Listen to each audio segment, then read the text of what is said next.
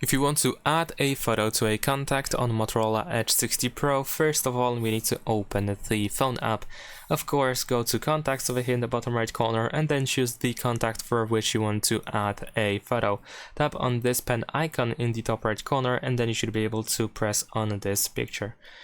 Then we can open the camera in order to right now take the photo and choose it as a picture for the contact, or you can open the gallery and choose a photo from your gallery. So let's say I'm gonna choose this one over here, and now we can adjust the photo. We can change the position, zoom in and zoom out, or even rotate the photo if needed, and then press choose at the bottom and then save in the top right corner.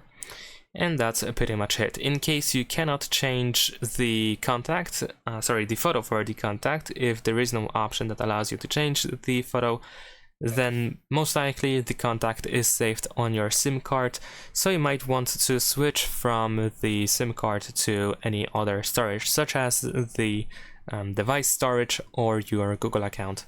Thanks for watching, leave a like and subscribe.